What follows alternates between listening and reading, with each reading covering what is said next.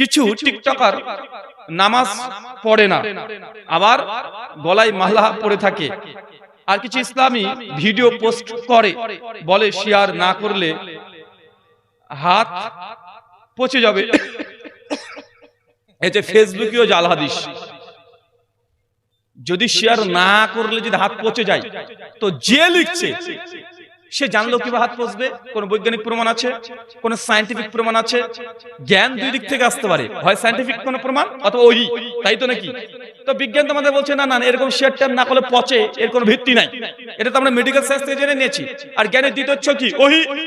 হয় কোরআন বা হাদিস, তো কোন আয়াতে আছে? হাদিসে কোন জায়গাতে আছে? নাই। তো মানুষ পরোক্ষভাবে বলতে চাই, যেহেতু একটা ইসলামিক বক্তব্য আমি চালিয়েছি, শেয়ার করবি না, হাত পচে যাবে। তো রিলেটেড একটা হাদিস, মানে এটা ফেসবুকে জাল হাদিস। একটা ছবি দিয়েছে, বলছে আমিন না লিখে কেউ যাবেন না, 50 জন মানুষকে যদি শেয়ার করেন আপনার মনের আশা পূর্ণ হবে। এটা হচ্ছে ফেসবুকে জাল হাদিস। মানে জাল হাদিস শুধু শেষ হয়ে তৈরি হচ্ছে এমনটা নয়, এখন ফেসবুকে জাল হাদিস তৈরি হয়।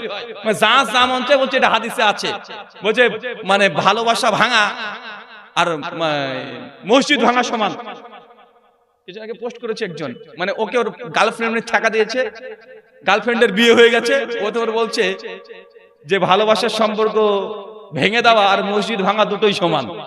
মানে ওটা জাল হাদিস তৈরি করেছে, চিন্তা করেছেন?